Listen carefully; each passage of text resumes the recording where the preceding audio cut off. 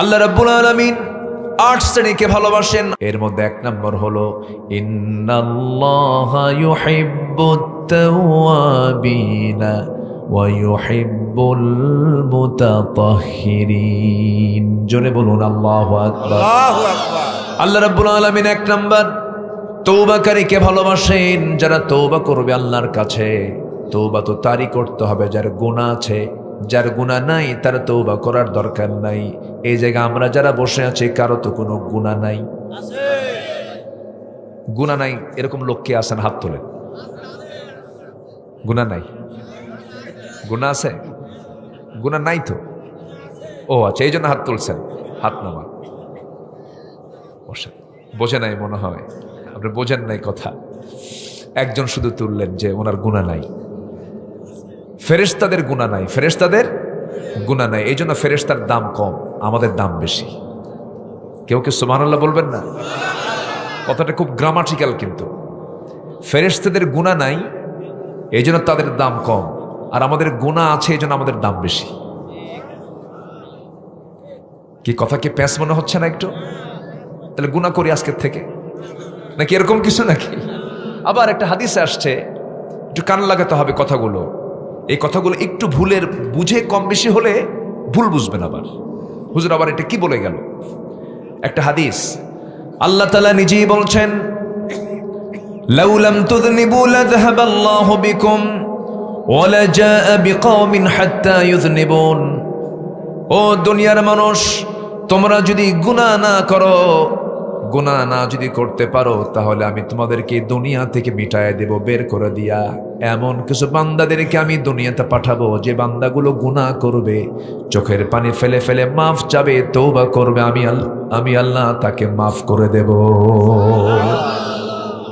তাহলে আজকে থেকে আমরা গুনাহ শুরু করি, ঠিক আছে না?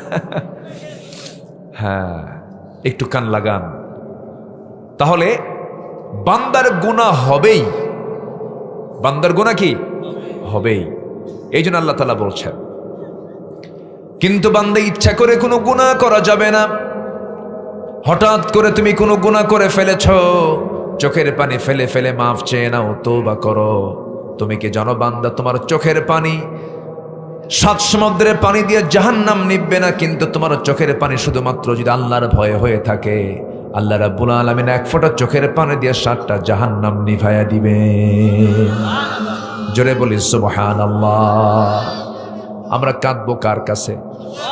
গুনাহ যদি নাই হয় কান্না আসবে? আসবে না তো। গুনাহ আছে বলেই তো কান্না আসবে। ফেরেশতা গুনাহ করবে কেমনে? ফেরেশতার তো গুনাহ করার যোগ্যতাই নাই। তার বউ নাই, বাচ্চা নাই, সংসার নাই, হালাল নাই, হারাম নাই, আয় রোজগার নাই, ঘুম নাই, ক্ষুধা নাই, কিচ্ছু নাই, খাওয়া দাওয়া লাগে না। অতএব তার গুনাহ হবে বা কেমনে? আমাদের সব কিছু আছে না নাই? আমাদের চোখ আছে, চোখের গুনাহ আছে, কিন্তু খারাপ কিছু দেখি না। কান আছে, কান দিয়ে খারাপ কিছু শুনি না। আল্লাহ তখন বলেন, বান্দারে তোর চোখ আছে, খারাপ না দেখে ভালো কিছু দেখিস, তোর কান আছে, খারাপ কিছু না শুনে ভালো কিছু শুনিস। এই জন্য আমি ফেরেশতার চাইতে তুই মানুষ, তোর দামটা আমি বাড়ায়া দিয়েছি। যেরকম সুবহানাল্লাহ। আমার ভাইয়েরা, আল্লাহ রাব্বুল আলামিন ১ নম্বর হলো তওবাকারীকে ভালোবাসেন। আল্লাহ রাব্বুল আলামিন তওবা যখন বান্দা করে, তওবা যদি কবুল হয়ে যায়, একটা আশার কথা শোনায় দেয়, আশার বাণী শোনায় দিচ্ছি। যদি কোনো বান্দার তওবা যদি কবুল হয়ে যায়, তার আগের জীবনে কোনো গুনাহ থাকে না। আত-তাইবু মিনায-যামবি কামান লা যামবা লাহু, সহিহ হাদিস। যার তওবা কবুল হবে তার আগে কোনো গুনাহ থাকবে না। আল্লাহ রাব্বুল আলামিন যখন কোরআনটা প্রথম নাজিল করেন, নাজিলের সময় আল্লাহ রাব্বুল আলামিন যখন রাসূলকে উপহার দিচ্ছেন আয়াতগুলো, নবজি মুখস্থ করার জন্য বারবার চেষ্টা চালাচ্ছিলেন, বারবার জিহবা ওড়াচ্ছেন। আল্লাহ রাব্বুল আলামিন বলেন, লা তুহাররিক বিহি লিসানাকা লিতাআজালা বিহি। হে রাসূল, আপনি আপনার জিহবাকে বারবার ওড়াবেন না, আমি আল্লাহ নিজে আপনার সিনার মধ্যে ৩০ পারা কোরআন তুলে দেব। জোরে বলি সুবহানাল্লাহ। কি করি ভাব রাখার দরকার নেই। আমার ভাইরা একটু মনোযোগ দিয়ে শোনার চেষ্টা করবেন। যে কোরআনটা আল্লাহ রাব্বুল আলামিন ১৫০০ বছর আগে নাযিল করলেন, আজ পর্যন্ত শুধু নয়, কিয়ামত পর্যন্ত যদি কেউ চেষ্টা করে এর মধ্যে চুল পরিমাণ কোনো ভুল কেউ প্রমাণ করতে পারবে? কেউ কি প্রমাণ করতে পারবে? এমন কি আপনার বিশ্বাস হয় নাকি? কেউ পারবে? কেউ পেরেছে? সম্ভব? কোরআন তার যিনি আকাশ বানিয়েছেন, কোরআন তার যিনি সূর্য বানিয়েছেন, কোরআন তার কাছ থেকে এসেছে যিনি ৭ সমুদ্রের মালিক। জোরে বলেন সুবহানাল্লাহ। আমি পৃথিবীর বহু দেশ সফর করেছি, অনেক মখলুক দেখেছি, অনেক সৃষ্টি বিচিত্রতা দেখেছি, সৌন্দর্য দেখেছি। আমার কাছে সবচাইতে আশ্চর্য মনে হয় হলো এই কোরআনকে। এর চাইতে আশ্চর্য কিতাব পৃথিবীতে আর দ্বিতীয়টা নাই। জোরে বলেন সুবহানাল্লাহ। এটা অত্যাশ্চর্য একটা কিতাব। আপনি কি চান এর মধ্যে? সব আছে, আল্লাহ কোনো কিছু বাদ রাখেননি। সম্মানিত ভাইয়েরা, সেই কালামে হাকিম থেকে কিছু কথা আমি বলতে চাচ্ছি। আমাকে সময় দেওয়া যাবে তো? এশার নামাজ যে হলো না, হবে তো? সবচেয়ে সময় কম না বেশি? কোন ওয়াক্তের নামাজের সময় বেশি বলেন? এশা। কোনো টেনশন নাই। আমি বলেছিলাম মাহফিল কর্তৃপক্ষের 2 জনকে বলেছিলাম যে আমি যখনই আসি এশার সালাতটা আমরা শেষে আদায় করব। আমি প্যারেড ময়দান চট্টগ্রামের যে মাহফিলটা হয়, আল্লামা সাইদ রাহেমাহুল্লাহ করতেন, এটা গত বছর আল্লাহ পাক আমাকে দিয়ে শুরু করেছেন। তো ওখানে একদম এশার নামাজ হয় 10টায় অথবা 9টায়, মানে মাহফিল শেষ, আলোচনা শেষ, এরপরেই এশার নামাজ সেখানে শুরু হয়ে যায়। তো যাই হোক, আজকে হয়তো একটু ভিন্নতার কারণে উনিও বুঝতে পারেন নাই, একটু মিসআন্ডারস্ট্যান্ডিং হয়েছে। মানুষ আসতেছে ধীরে ধীরে, এই মাঠ ভরে যাবে। জোরে বলি ইনশাআল্লাহ, জোরে বলি ইনশাআল্লাহ। নামাজ হবে তো না? এই কথাটা বলতে হবে একটু আমাকে। নামাজ হবে কিনা? নামাজ পড়বেন তো সবাই? যে আল্লাহ যেন কবুল করেন। জোরে বলি আমিন। আমি কেন বললাম জানেন? ওয়াজ শুনতে খুব মজা পায় হুজুর, ওয়াজ শুনতে শুনতে খুব মজা পায় হুজুর, কিন্তু ওজুর পানি খুব ঠান্ডা। ওজুর পানি কি ঠান্ডা? আমার বন্ধুগণ, গোটা কালামকে যদি আমরা শর্ট করে নিয়ে আসি আর যদি বলি কোরআন তুমি বলে দাও তো তোমার মূল বক্তব্যটা কি? তোমার মূল বক্তব্য তোমার কি? তুমি একটু বলে দাও।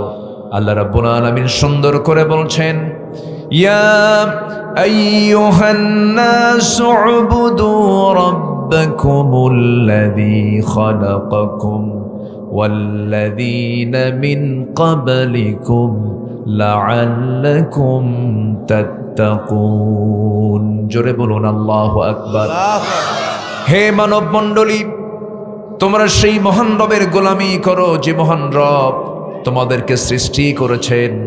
শুধু তোমাদেরকে সৃষ্টি করেন নাই, তোমার পূর্বের সকল মানুষকে সৃষ্টি করেছেন। জোরে বলি সুবহানাল্লাহ। তাহলে গোটা কোরআনের মূল বক্তব্য হচ্ছে, এই পৃথিবীতে আমার আপনার দায়িত্ব হচ্ছে কারো গোলামি না করে কারো গোলামি করা। কাউকে খুশি করার আগে কাকে খুশি করা? কারো প্রিয় পাত্র হওয়ার আগে কার প্রিয় পাত্র হওয়া? আল্লাহ।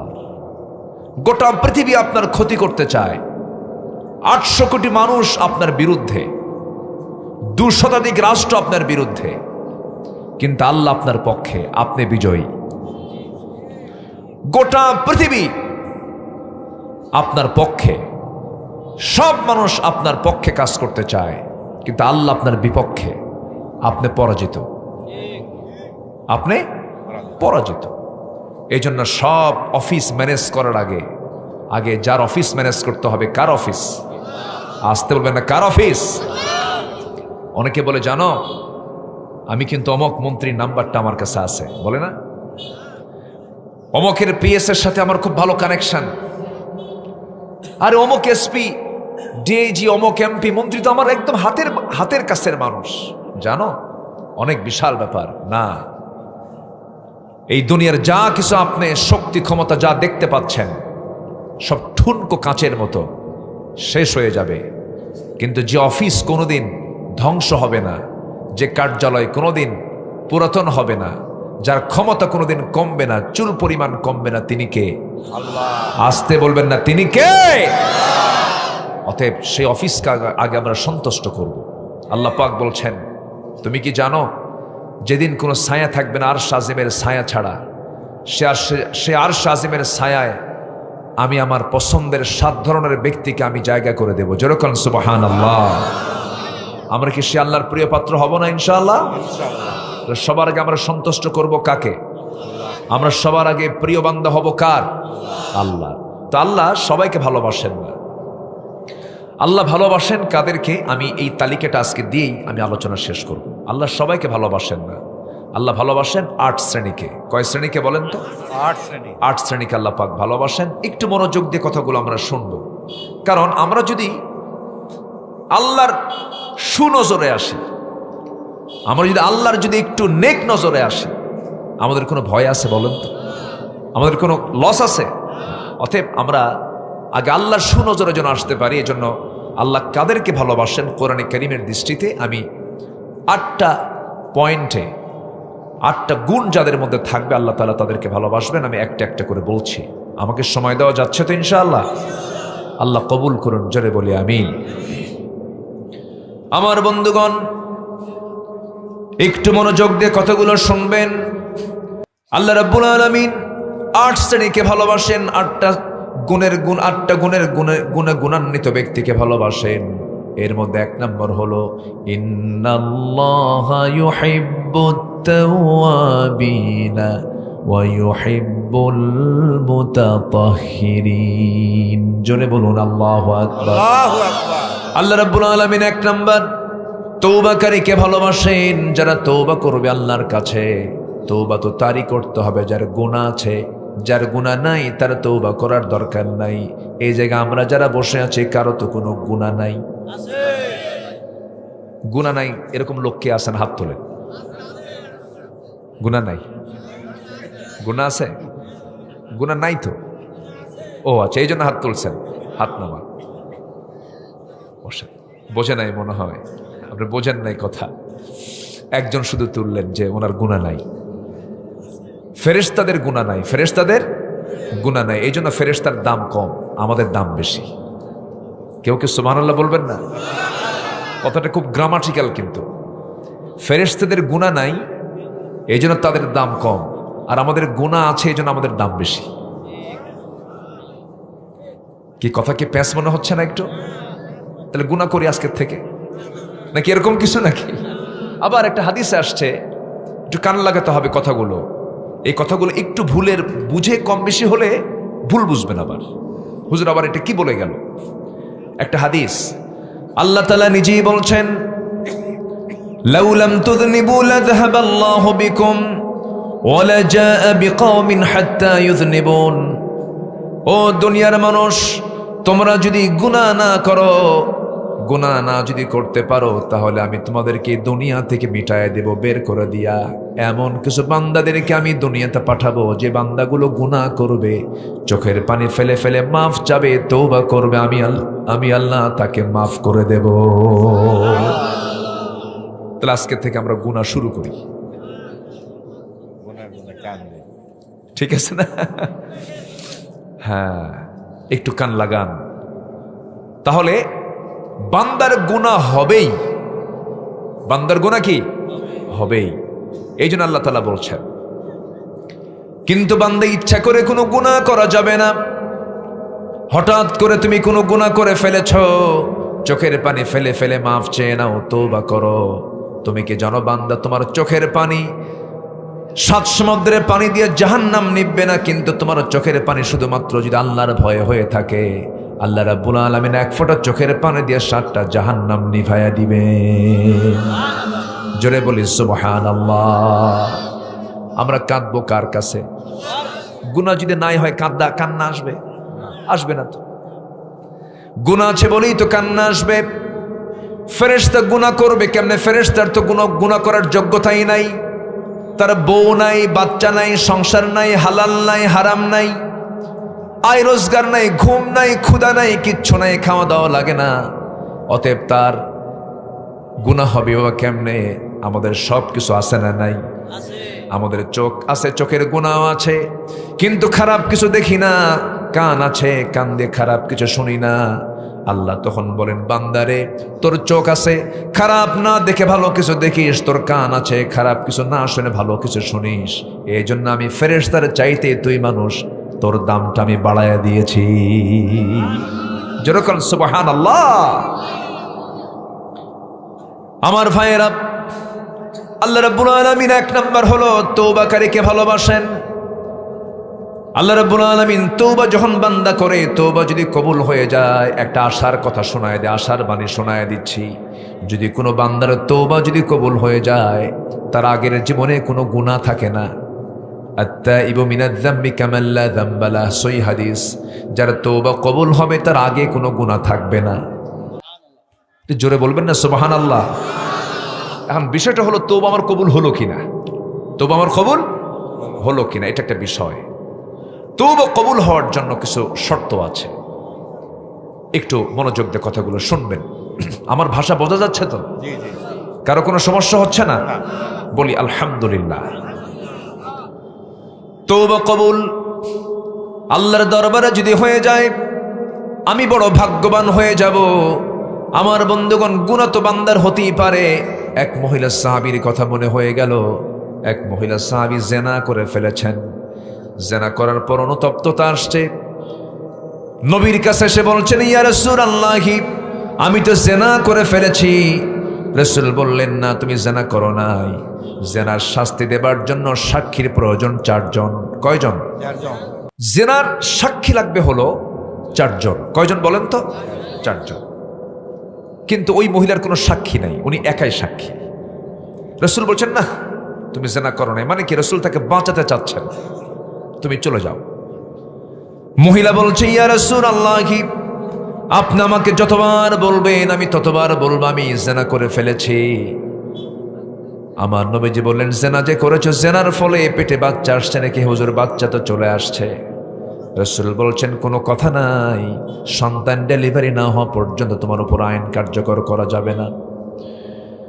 মহিলা বলছেন, ইয়া রাসূলুল্লাহ, আমি যে বাঁচবো তার গ্যারান্টি কি? রাসূল বললেন, গ্যারান্টি আমি দেবো কেমনে? তবে আমি তোমার জন্য দোয়া করে দিচ্ছি, যাও চলে। মহিলা চলে গেলেন। সেজদায় পড়ে পড়ে কান্দেন, তওবা করেন, চোখের পানি ফেলে ফেলে যায় নামাজ ভিজায় ফেলেন। এক সময় চলে গেল 6টা মাস, 7টা মাস, 9টা মাস পার হলো। সন্তান ডেলিভারি হয়ে গেল। ডেলিভারি হওয়ার 2 দিন, 3 দিন, 4 দিন পরে নয়, মাত্র একটা দিন পর নবীর সামনে হাজির হয়ে বলছেন, হুজুর, সন্তান তো প্রসব হয়েছে, সন্তান ডেলিভারি হয়ে গেছে, আপনি আমার উপরে কার্যকর করে দেন আইনগুলো। আমি পৃথিবীতে শাস্তি নিয়ে যদি বিদায় হতে পারি, কিয়ামতের দিন আল্লাহ পাক আমাকে জান্নাতের কাতারে উঠায় নেবেন। আমি শাস্তি দুনিয়াতেই পেতে চাই। আমার রাসূল বলছেন, ও মহিলা, সন্তান যে ডেলিভারি হয়েছে, সন্তানটা জীবিত না মৃত? হুজুর, সন্তান তো জীবিত রেখে আসছি। রাসূল বলছেন, হাউলাইনি কামিলাইন, সন্তানকে তোমার অবশ্যই দুধ পান করাতে হবে, নচেত সন্তান মারা যাবে। মহিলা বলছে, হুজুর, এত লম্বা সময় কেমন করে করব যদি মরে যায়? রাসূল বলছেন, আমি তোমার জন্য দোয়া করে দিচ্ছি, চলে যাও। মহিলা চলে গেলেন, সন্তানকে দুধ পান করালেন। 6 মাসের মাথায় সন্তানকে টোটালি দুধ বন্ধ করে সন্তানটাকে কোলে করে নিয়ে অন্য খাবারের প্র্যাকটিস গড়ে তুলে নবীর কাছে এসে বলছে, হুজুর, সন্তান দুধ খাওয়া ছেড়ে দিয়েছে। সন্তানের আমার বুকের দুধের কোনো প্রয়োজন হবে না, সন্তান আমাকে ছাড়া এই পৃথিবীতে বাঁচতে পারবে। হুজুর, দয়া করে দেরি করবেন না, আপনি আমার উপর আজকার ফেরত দিবেন না, আইনটা কার্যকর করে দেন। এই যে সন্তান দেখেন, আমার নবীজি হাতটা আগায় দিলেন, সন্তানটা কোলে নিলেন। এরপরে বলছেন, সাহাবীরা, এই যে সন্তান আমার হাতে দেখতে পাচ্ছ, এই সন্তানের লালন পালনের দায়িত্ব যে বান্দা গ্রহণ করবে, আমি রাসূল এবং ওই ব্যক্তি জান্নাতের মধ্যে 2 নখের দূরত্ব অবস্থান করব।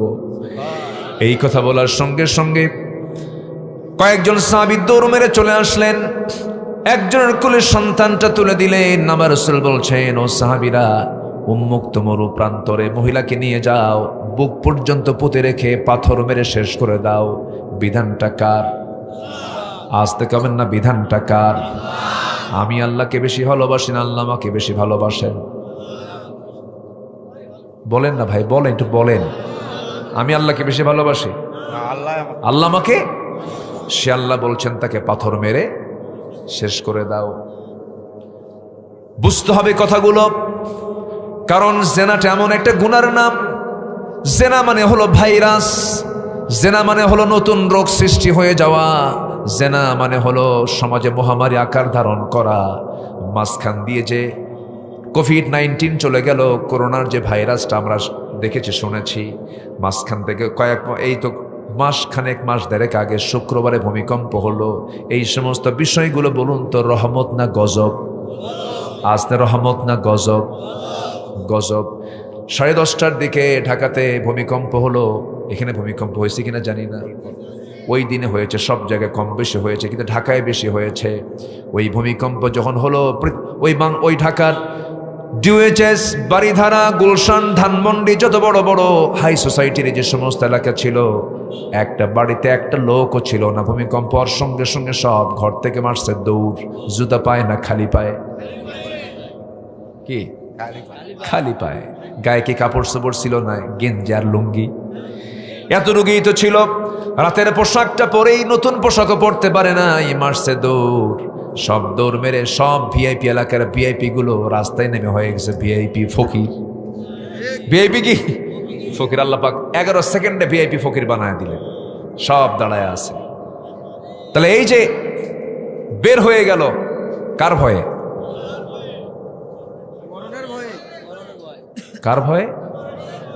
আল্লাহর ভয়ে। আল্লাহর ভয় বের হয়েছে নাকি? মরার ভয়, মরার ভয়। মরবো না। ইমানদার মরণকে কখনো ভয় পেতে পারে না, কারণ জান্নাতটা কি মরার আগে পাবো না পরে পাবো? তাহলে হিসাবটা জান্নাতের হিসাবে আমরা জান্নাত কখন পাচ্ছি? মরার আগে না মরার পরে?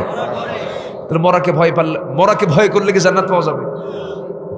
তাহলে আসল ঘর তো পড়ে আছে মরার পরে, তো মরা নিয়ে এত টেনশন কেন? বিষয়টা হচ্ছে এটা, মেন্টালি সেট আপ করতে হবে। আমার স্থায়ী আবাসনটা কোথায়, এটাকে আমাকে মাথায় নিতে হবে, তাহলে সব ঠিক হয়। আমার স্থায়ী আবাসন দুনিয়া না জান্নাত? আচ্ছা, দুনিয়া না জান্নাত? এখানে জাহান্নামে যেতে চান কে? হাত তোলেন। কেউ আছেন? জাহান্নামে যাবেন কেউ আছেন? না। জাহান্নামে যাওয়ার লোক কিন্তু একটাও নাই, কিন্তু নামাজ পড়ার লোকও খুঁজে পাওয়া যায় না। আচ্ছা বলুন তো, কল্লা না কাল্লা গাড়ি কাম সারছে, কাল্লাই গাড়ে না, গাড়িতে কাল্লা পাওয়া গেছিল এই জন্য। ও, গাড়িতে কাল্লা পাওয়া গেছে এই জন্য। তাহলে আপনি গাড়েন টারেন না কিছু তো নাকি?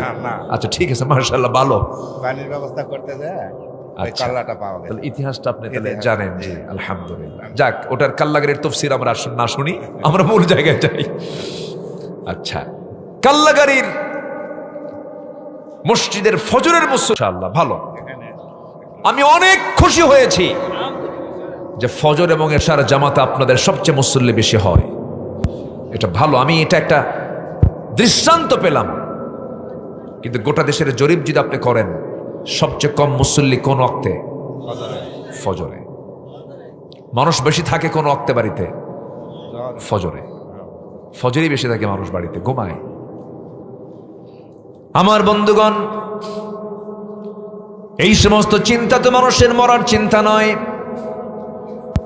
10:30টার দিকে ভূমিকম্পর ভয়ে মরা থেকে বাঁচার জন্য মারল দৌড়, কিন্তু মরা থেকে বাঁচার জন্য তার দৌড় মারা লাগতো না যদি ফজরের সময় আল্লাহর ভয়ে সে যদি মসজিদের দিকে চলে যেত। এই যে নতুন নতুন রোগ হচ্ছে, এগুলো অবাধ বিচরণ জেনার জন্য হচ্ছে। আমার ভাইয়েরা, ওই মহিলার ব্যাপারে রাসূল যে সিদ্ধান্ত নিলেন, এটা তো আমার নবীর সিদ্ধান্ত নয়, এটা হচ্ছে আমার আল্লাহ তাআলার সিদ্ধান্ত। তাকে পাথর মেরে শেষ করে দাও। লোকজন সব ডাকা হলো, লোকজনের সামনে গোটা এলাকাকে জানায় দিয়া মহিলাকে যখন রাসূল বলছেন মহিলাকে নিয়ে যাও উন্মুক্ত মরু প্রান্তরে, বুক পর্যন্ত পুঁতে রেখে তাকে পাথর মেরে শেষ করে দাও। যখন পাথর মারা হচ্ছিল এমন সময় সাইয়েদনা আলী তাদের মাঝে ছিলেন, তিনি পাথর মারতেছিলেন। রাসূলকে বলছেন, হুজুর আমি যখন তাকে পাথর মারছিলাম তার শরীর থেকে ফিনকি দিয়ে কয়েক ফোঁটা নাপাক রক্ত আমার গায়ে এসে লাগছিল, আমার হাতে এসে লাগছিল। রাসূল বলছেন, আলী তুমি কোন মহিলার রক্তকে নাপাক রক্ত বলো? তুমি কি জানো ওই মহিলার রক্ত জমিনে স্পর্শ করার পূর্বে মহান রব্বুল আলামিন তাকে জান্নাতের মেহমান বানায় নিয়েছে।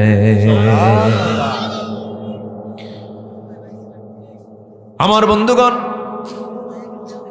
আমার নবীজি বলছেন, আলী তুমি যা বলেছ বলেছ, আর বলতে যেও না, যা হয়েছে হয়েছে, আর তুমি বলতে যেও না। মহিলার জানাজার আয়োজন করো। আজকে ওই মহিলার জানাজার জন্য আমি কাউকে দায়িত্ব দেব না, আমি রাসূল নিজে তার জানাজার ইমাম হয়ে যাব। জোরে বলে সুবহানাল্লাহ। আমার নবীজি জানাজায় হাজির হলেন, জানাজা সম্পন্ন করলেন। রাসূল কাদা কাদা কণ্ঠে বলছেন, সাহাবীরা কিছুক্ষণ আগে যে মহিলার জানাজা সম্পন্ন হলো, এই মহিলা জীবনের শেষ সময় পর্যন্ত যে পরিমাণ তওবা করেছে, এই তওবা যদি মদিনার ৭০ জন গুনাহগারদের মাঝে যদি বন্টন করে দেওয়া হতো, প্রত্যেকের গুনাহ মাফ করে ৭০ জনকে মহান রব্বুল আলামিন জান্নাত দিয়ে দিতেন। আমার বন্ধুগণ, এই মহিলাকে আল্লাহ রাব্বুল আলামিন মাফ করেছেন কিসের কারণে বলেন? তওবার কারণে। তওবাটা খুব গুরুত্বপূর্ণ বিষয়। আল্লাহ ৮ শ্রেণীকে ভালোবাসেন, ৮ ধরনের লোককে ভালোবাসেন। নাম্বার 1 হলো যারা তওবা করবে। আমরা তওবা করব একবার না বারবার? একবার না বারবার? আমার নবীজি রাসূল তওবা করেছেন একবার না বারবার? রাসূল নিজে বলেন, আমি নিজে তওবা করি ১০০ বার, তোমরাও তওবা করো ১০০ বারেরও বেশি বার তওবা করে সারাদিন। তুবু ইলাল্লাহ ফাইন্নী আতুবু ফিল ইয়াউমি মিআতা মাররাহ। এই জন্য আমার বন্ধুগণ, তওবা যার ভিতরে বারবার আসবে তার দ্বারা সহজে কোনো গুনাহ হবে না। তওবা করব আমরা, সুন্দর করে আল্লাহকে বলবো, আল্লাহ এই গুনাহ জীবনে আর করবো না, আমারে মাফ করে দাও। আপনি কি জানেন আমার আল্লাহ মাফ করার জন্য কত অস্থির হয়ে থাকেন? বান্দা যখন এক পাল্লার দিকে দাঁড়া যায়, আল্লাহ তার দিকে 10 পা যান। বান্দাকে আল্লাহ মাফ করার জন্য প্রত্যেক রাতে, শুধু শবে কদর নয়, শুধু রমজান মাস নয়, বরাত নয়, মেরাজ নয়, 365 দিনের 365 রাতে আল্লাহ রাব্বুল আলামিন আমাকে আপনাকে মাফ করার জন্য দুনিয়ার আকাশে চলে আসেন। সুবহানাল্লাহ। দুনিয়ার আকাশে আসেন। দুনিয়ার আকাশে এসে বলেন, আলা মিন মুস্তাগফিরিন ফাগফির লা, কোন ক্ষমা প্রার্থী আছে আমার কাছে ক্ষমা চাবে, আমি তাকে মাফ করে দেব। আমার বন্ধুগণ, আল্লাহ পাক তার আরশ আজিমটা কত দূর কেউ অঙ্ক করে হিসাব করে মিলাতে পারবেন না। আমরা তো আকাশেই পৌঁছতে পারি নাই।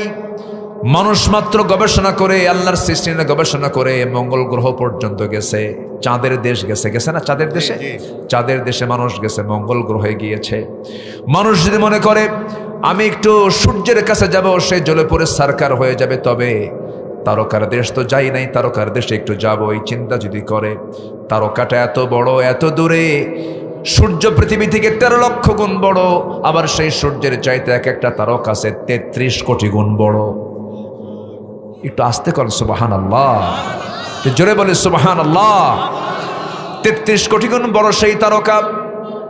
অসংখ্য তারকা আল্লাহ রাব্বুল আলামিন মহাশূন্যে ঝুলায় রেখেছেন। কি রেখেছেন? ঝুলায় ঝুলায় রেখেছেন, আটকিয়ে নয়, ঝুলায় ঝুলায় রেখেছেন। পরিভ্রমণ করতেছে সেই তারকাগুলো। সেই তারকার সবচেয়ে নিকটবর্তী তারকা, পৃথিবীতে সবচেয়ে নিকটবর্তী তারকার নাম হলো প্রক্সিমা সেন্ট্রাই। প্রক্সিমা সেন্ট্রাই যদি কেউ যেতে চায়, এই জাগতিক জীবন থেকে কোনো বিমানে করে, কোনো কপ্টারে করে গেলে হবে না, সে চেষ্টা করতে পারে নভোযান দিয়া। সর্বশেষ একটা নভোযান তৈরি করেছে বিজ্ঞান, অ্যাপোলো 11, যার ঘন্টার গতি হলো 39,000 কিলোমিটার। 39,000 কিলোমিটার বেগে যদি রওনা দিয়ে দেয়, পৃথিবীর সবচেয়ে নিকটবর্তী তারকার দেশ প্রক্সিমা সেন্ট্রাই তার যেতে সময় লেগে যাবে 1,15,000 বছর মাত্র। যাবেন কারা কারা? হাত তোলেন, বলেন বাঁচবো কয়দিন, যাবো কোন দিন? শুধু কাছের তারকা, আরো তারকা পড়ে আছে, মহাশূন্য পড়ে আছে, আকাশ তো পড়েই আছে। এ শুধু এক আকাশের একটু হালকা কথা বললাম। আর আমার আল্লাহ আছেন আরশ আজিম, এর উপর আরো 6 আকাশ, এর চাইতে ডাবল ডাবল বড়। সে আর শাজিম থেকে প্রথম আকাশে এসে বলেন, আমার কাছে মাফ চা, আমি তোকে মাফ করে দেব। এরপরও বান্দা ঘুম থেকে ওঠে না। শয়তানও শেষ রাত্রে বান্দার কাছে আসে। দেখেন, শয়তান কিন্তু তাল মতোই আসে। শয়তান শেষ রাতটা বান্দার কাছে আসে। শেষ রাত্রে এসে বান্দার শিওরে বসে এসে বলে, আলাইকা লাইলুন তাবিল, তোমার রাত বড় লম্বা, ঘুমাও ঘুমাও, তোমার রাত বড় লম্বা। আমার রাসূল বলেন, ওই সময় শয়তান 3টা গিট মেরে চলে যায়। ওই 3টা গিট যদি কেউ ছোটাতে চাও, তোমার কাজ হলো 3টা কাজ করবা। সুন্দর করে আজান শোনার সঙ্গে সঙ্গে নিজের পিঠটা বিছনা থেকে সরায় নিবা, 1 নাম্বার গিট ছুটে চলে যাবে। নাম্বার 2 হলো সুন্দর করে উত্তম করে 4 ফরজ সহ সুন্নত সহ ওযু বানায় নিবা, 2 নাম্বার গিট চলে যাবে। সুন্দর করে হেঁটে হেঁটে মসজিদের দিকে রওনা করবে, নামাজ শেষ করবে। 3 নাম্বার গিট ছুটে চলে গেল। 24 ঘন্টা শয়তান তোমার কাছে আসার সাহস পাবে না। জোরে বলি আল্লাহু আকবার। আমরা সবাই কাকে ভালোবাসবো বলেন? আল্লাহ ভালোবাসবেন, 8 ধরনের লোককে ভালোবাসবেন। এর মধ্যে 1 নম্বর হলো তওবাকারী। 1 নম্বর কি বলেন? আরো আছে কয়টা বলেন? আর 7টা। নুরু, আজকে শেষ না শুরু? বলেন শেষ না শুরু? আলহামদুলিল্লাহ, আমি খুব খুশি যে আপনারা সন্ধ্যার মধ্যে এত লোক হাজির হয়ে গেছেন। আল্লাহর মেহেরবানি, বলি আলহামদুলিল্লাহ। আমি আরো খুশি হয়েছি, কাল্লাগাড়ির ফজরের সালাত এবং এশার সালাত সবচেয়ে বড় হয়। এটা একটা প্রশংসার দাবি রাখে। এই গ্রাম একটা আদর্শ গ্রাম বলা যায়। অধিকাংশ মসজিদে ফজরের মুসল্লি পাওয়া যায় 2 থেকে 3 জন, 4 জন, বড় জোর 5 জন ম্যাক্সিমাম। তাও বুড়া চাচাগুলো আসে। যখন বলা হয়, চাচা আপনি ফজরের নামাজে এত কষ্ট করে আসছেন, কষ্ট হয় নাকি বাবা? বুড়ি নাই তো, বুড়ি থাকলে আমিও আসতাম না। বাস্তব নাই, মুসল্লি নাই। আমার বন্ধুগণ, নাম্বার 2 চলে আসি। সময়টা কম, এশার নামাজ তো হয়নি আমাদের। নাম্বার 2 হলো যারা পবিত্রতা অর্জনকারী, তাদেরকে আল্লাহ রাব্বুল আলামিন ভালোবাসেন। পবিত্রতা মানে হলো জাহান্নামে সবচেয়ে বেশি শাস্তি হবে ওই সমস্ত বান্দার যারা পেশাব থেকে নিজেকে পরহেজ রাখতে পারে না। অনেকে পেশাব করে দাঁড়ায়া থাকে, দাঁড়ায়া থেকে পেশাব করে। কুকুরের মতো চারিত্রিক মানসিকতা তাদের মধ্যে লালন হয়। এটা নয়, এটা নয়, বরঞ্চ মেডিকেল সায়েন্স বলছে যদি কোনো বান্দা পেশাবের এই জীবাণু থেকে নিজেকে মুক্ত না রাখতে পারে, বড় জটিল রোগে আক্রান্ত হয়ে যাবে। আমার বন্ধুগণ, এইরকম নাপাকি থেকে আমরা দূরে থাকব। এরপরে ফরজ গোসলের বিষয়টা অত্যন্ত গুরুত্বপূর্ণ। ফরজ গোসল বিলম্বে না তাড়াতাড়ি? আজ থেকে বিলম্বে না তাড়াতাড়ি? তাড়াতাড়ি আমার বন্ধুগণ। কারণ এখানে এমন একজন ব্যক্তি বলতে পারবেন, কি বলেন তো, আমি অমুক দিন মারা যাচ্ছি? বলেন, কে বলতে পারবেন? আমি অমুক সময় মারা যাচ্ছি, কেউ কে বলতে পারবেন? যেহেতু মারা যাওয়ার কোনো নিশ্চয়তা নাই কখন মরে যাব, অতএব আমাকে আপনাকে প্রিপারেশন নেওয়ার দরকার আছে না নাই? সাইয়েদনা বেলাল রাদিয়াল্লাহু তাআলা আনহু দুনিয়াতে বসে আছেন। আমার নবীজি জান্নাত, আল্লাহ পাক তাকে জান্নাত দেখালেন। জান্নাতের মধ্যে সাইয়েদনা বেলালের কণ্ঠ তার কানে আসলো। আমার নবীজি এসে বলছেন, বেলাল তোমাকে রেখে গেলাম দুনিয়াতে, কিন্তু তোমার আওয়াজটা পেলাম জান্নাতে। ঘটনা কি বলো? সাইয়েদনা বেলাল বলছেন, হুজুর আমার ব্যক্তিগত আমলের মধ্যে একটা আমল হলো, আমার যখন অজু চলে যায় সঙ্গে সঙ্গে অজু বানায় নেই, আর সঙ্গে সঙ্গে 2 রাকাত নফল নামাজ পড়ে নেই। এই জন্য মালাকুল মউত যখন তখন আসতে পারে। এই জন্য সর্বক্ষণ আমরা কিসের উপরে থাকবো বলেন? অজুর উপরে। বলেন কিসের উপরে? বলেন। এটা একটা গুরুত্বপূর্ণ একটা আমল শেখায় দিলাম, অজুর উপরে থাকবো আমরা। অজু নিয়ে আমরা টিকে থাকার চেষ্টা করব। দেখবেন মুখ থেকে ফাহিশা কথা আসবে না, নোংরা ভাষা প্রয়োগ হবে না, নোংরা কোনো শব্দ চয়ন হবে না। ওজুর উপর আমরা টিকে থাকার চেষ্টা করবো। আল্লাহ কবুল করুন, জোরে বলেন আমিন। এটা গেল হলো শারীরিক পবিত্রতা। আরেকটা হচ্ছে ইমানি পবিত্রতা, হলো ইন্নামাল মুশরিকুনা নাজাসুন। মুশরিকরা কি?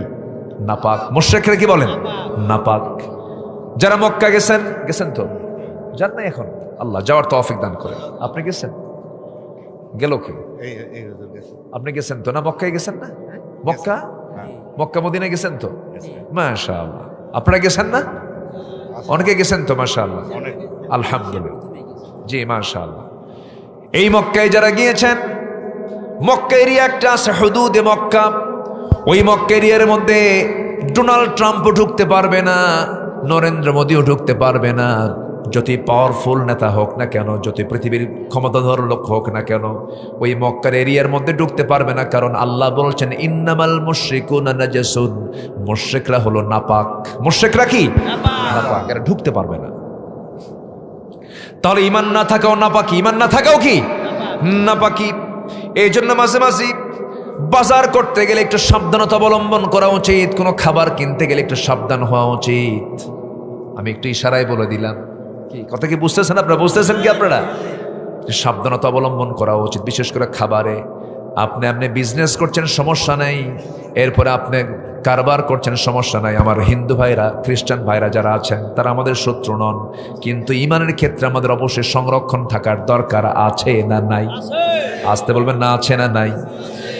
সাইয়েদনা আবু বকর সিদ্দিক রাদিয়াল্লাহু তাআলা আনহু একদিন ক্ষুধার্ত দেহ নিয়ে বাড়িতে আসলেন। স্ত্রীকে ডাক দিয়ে বলছেন, স্ত্রী আমার প্রচন্ড ক্ষুধা লেগেছে। সঙ্গে সঙ্গে তার সামনে একটা খাবার দেওয়া হলো। তিনি খাবারটা খাওয়ার পর সন্দেহ হলো, স্ত্রীকে বলছেন, স্ত্রী বলো তো এই খাবারটা তুমি কোন জায়গা থেকে পেয়েছো? অমুক জায়গা থেকে খাবারটা আসছে। ওনার সন্দেহ লাগলো হারাম খাবার এটা। সঙ্গে সঙ্গে 5টা নখ মুখের মধ্যে ঢুকায় দিয়ে সমস্ত খাবারগুলো বাইরে বের করে বলছেন, আমার স্ত্রী, যে দেহটা হারাম খাবার দিয়ে গঠিত, সেই দেহের রক্ত দিয়া নামাজ পড়লে নামাজ কবুল হবে না।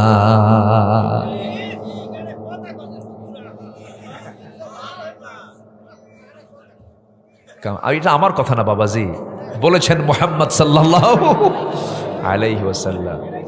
দুপচাচা আদমদিগির ভাষা, দুপচাচা আদমদিগির ভাষা যে এত সুন্দর মায়া, আপনাদের ভাষার মধ্যে খুব মায়া আছে, এত সুন্দর টান দেন, মধ্যে মুত্তাসিল, মধ্যে মুনফাসিল, সব কিছু আছে মাশাআল্লাহ। বলি আলহামদুলিল্লাহ। বহুদিন আগে নোয়াখালী এক মাহফিল ছিল আমার, নোয়াখালী। তো আমাকে বলল, হুজুর গোটা দেশেই তো কথা বলেন, তো আমরা নোয়াখালী, আরা নোয়াখালীর মানুষ, আরা নোয়াখালীর মানুষ, তো আপনি একটু উত্তরবঙ্গের বাক্য বলেন যেটা আমরা বুঝবো না।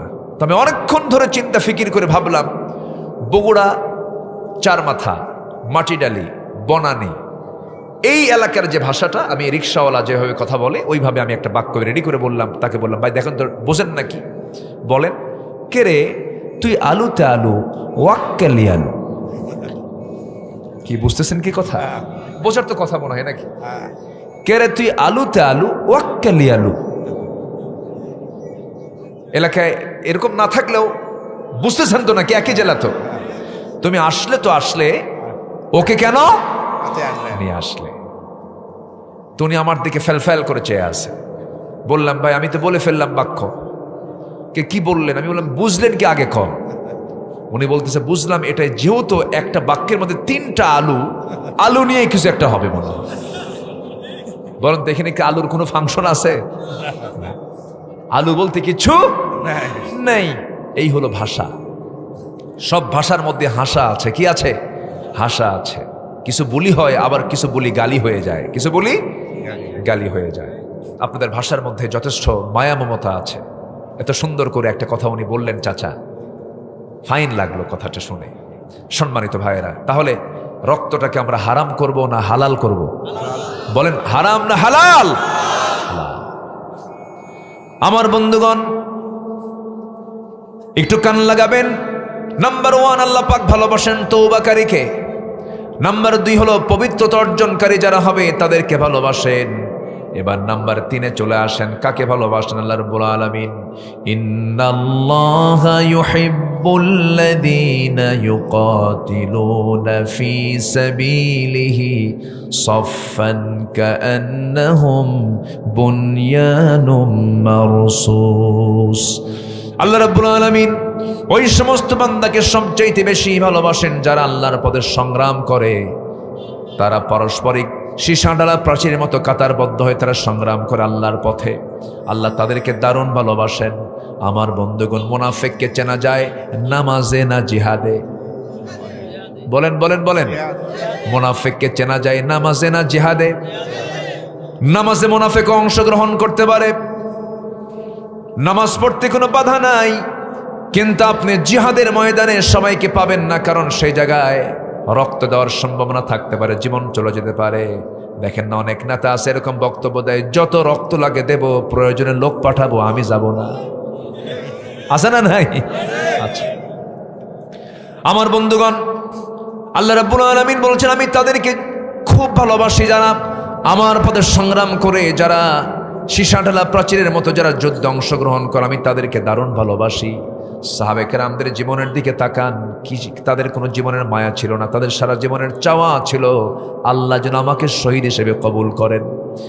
তারই অংশ হিসাবে অনেক সাহাবী হাসতে হাসতে দুনিয়া থেকে বিদায় নিয়েছেন।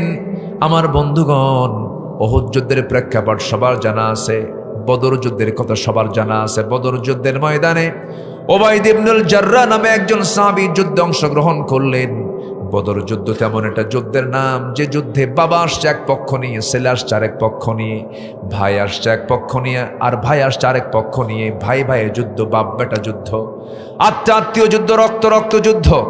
আমার নবীজি বদর যুদ্ধের দিন সকালবেলা বলছেন, সাহাবীরা যুদ্ধের ময়দানে গিয়ে তোমরা কেউ কারোর বাপকে পাবে, কেউ কারো ভাইকে পাবে, কেউ কারো নিজের আপন জনকে পেয়ে যাবে, শ্বশুরকে পাবে, জামাইকে পাবে, তোমরা কি লড়াই করতে পারবে নাকি? সঙ্গে সঙ্গে সাহাবে কেরাম বলছেন, ইয়া রাসূলুল্লাহ, আল্লাহর কসম করে বলি আমরা আল্লাহ এবং রাসূলকে জীবনের সকল কিছুর চাইতে আপনাকে বেশি ভালোবাসি।